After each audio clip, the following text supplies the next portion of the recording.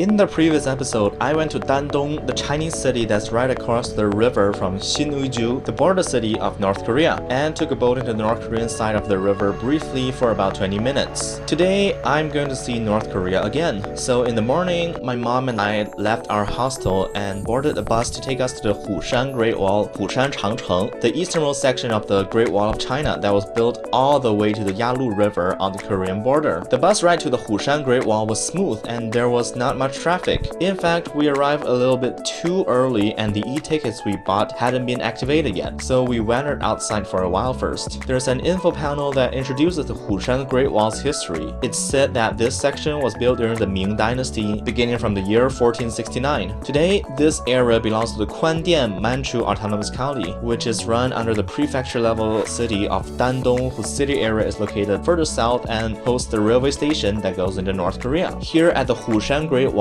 there is not only the wall from which you can see the neighboring North Korean villages and fields, but also a farm which leads to a border fence gate and a stone in front that says 一步跨, which means one step across, and another one that says 咫尺, meaning close at hand. This area is one of the narrowest points between China and North Korea on the Yalu River and without an official border crossing. Technically, this is one of the parts of the border where the North Korean island is located fully on the Chinese half of the river on the main course. But most maps display the border as part of the river that goes between the North Korean island and China instead, because it doesn't make much of a difference in most contexts. After that, we started climbing up the Great Wall steps. The Hushan Great Wall has very steep steps and some are very slippery. After centuries of people walking across, as well as rain and sunshine, the stones had been grounded shiny and does not retain much friction. Because of safety reasons, some parts of the Great Wall were one-way only. Soon, we reached the highest point of this section of the Hushan Great Wall, and looking across is the Uiju County in the North Pyongan province of North Korea. It was all plains,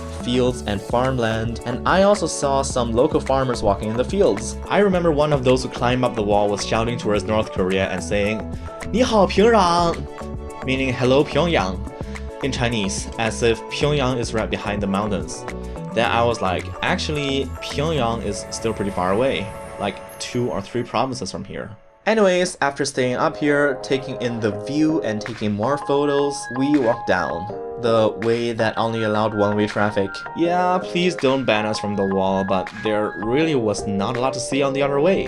And we just came down here to see the other end of the wall, a temple-like structure with those flags that I see at martial arts competitions or temple celebrations, and also an abrupt end to this section of the wall. That was about it for the Hushan Great Wall.